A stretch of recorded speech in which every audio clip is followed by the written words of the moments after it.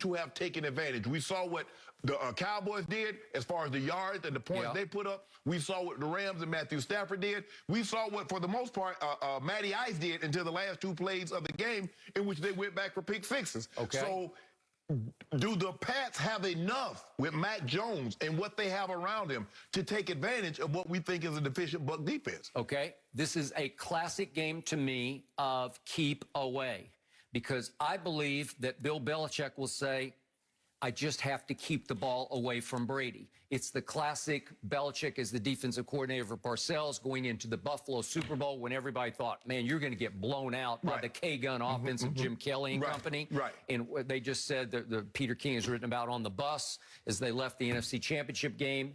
Bill just said to the other Bill, Parcells to Belichick, shorten the game. Right. Well, the way you shorten it is you run it and you keep it and you convert third downs. Yeah, but, right? but see, what you fail to realize, Skip, that 90s defense, the Giants were really, really good. Okay, but the point is, it's your offense. Right. Can Mac Jones and company, can they pound it against a beat-up, sort of reeling Tampa defense? It's just not what it was. It seems like they've lost their confidence. And they signed Richard Sherman, but unfortunately, he goes in there and starts coaching them up like he's the player coach now, the leader of the defense in his first workout.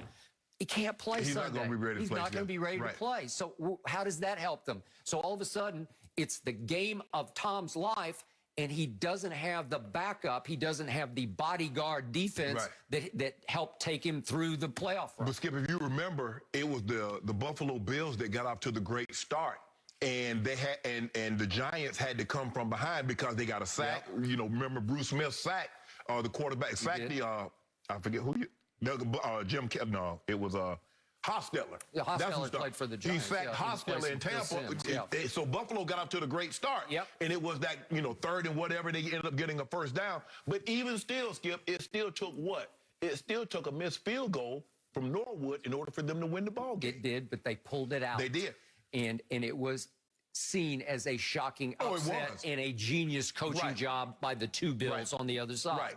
Okay, so now you have a Bruce Arians who's suddenly conflicted, as in, gee, we got to protect our defense because we need to keep the ball as much as we can keep the ball. Will they shut it down more and run the ball a little bit more and try to hold on to it? But Skip, their running game hadn't been what we thought. We thought it would get better. We thought with Rojo and Leonard Fournette, we thought, okay, they're going to run the ball because they ran the ball a little bit last year, especially come playoff time. Their run game, Skip, their run game has been Tom Brady with short passes, with bubble screens, jailbreak screens, and things of that nature. So that seems to be their short ball game. The question is, who can Damian Harris have the impact of Otis Anderson, where he shortened the game and he was running, getting first down, and keeping that offense off the field? Can they do that? Because, like I said, Skip, I've not been impressed. I thought I was going to see a lot more firepower from the Pats offense than what I've seen. I thought I was going to see a defense that was going to be suffocating, considering some of the pieces with Matthew Judon back and Kyle Van Noy and J.C. Jackson, who was playing unbelievable. I thought I was going to see a better defense. I've been disappointed in what I saw, Skip.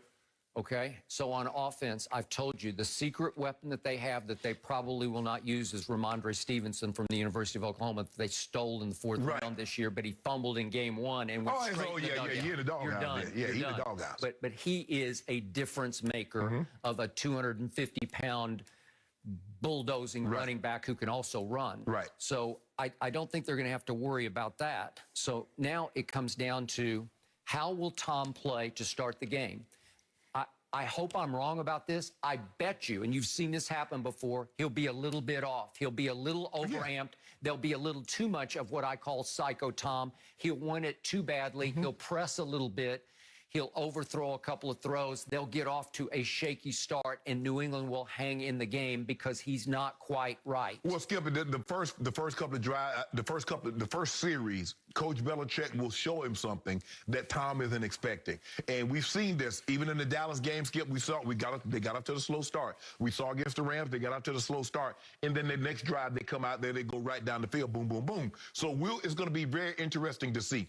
I'm sure Coach Belichick is going to give him a look or a couple of looks that they're not expecting. But I don't expect this to last anytime. Okay. Tom will be ready for this moment.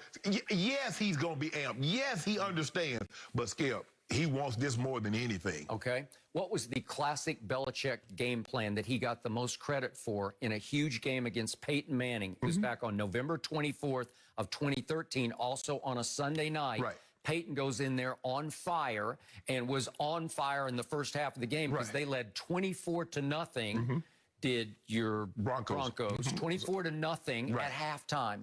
Second half, they dared Peyton to run the ball. They just basically, because remember, Belichick's classic cover one. That's just, you can just count on he's going to come out first with one single high safety. That's just that's his calling card. Right. That's what they do. That's what he does now. But that night, as Aqib Talib said after the game, we went too deep shell. You know, we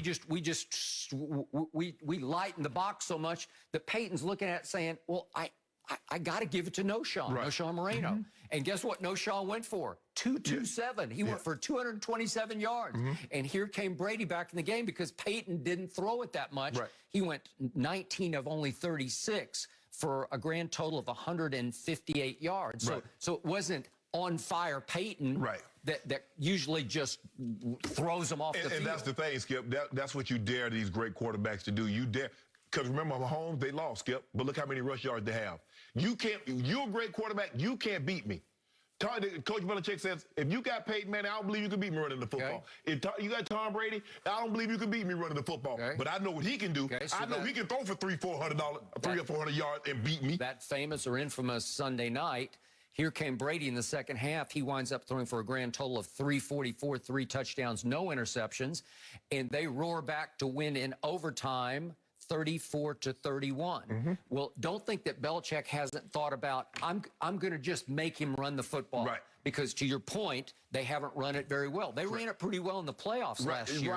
But if you force the run, maybe you keep it a little closer. You keep Tom from getting into a rhythm and figuring you out where he starts to find, because the arsenal of receivers, remember, AB did not play against the Rams, COVID protocol. He will be back. And I think he's the X factor as far as their bombs away offense, because I think he's got a little axe to grind with Mr. Kraft. So I think it'll be Brady to AB more than Brady to Gronk. Well, I believe you're right, Skip. I believe that's the way they're going to play them. They're going to play shell coverage with the safeties back, because Coach Belichick at his purest is a cover 2 guy. They play a 3-4 defense. They normally have big guys up front to shut your run down and force you to throw the ball into cover 2.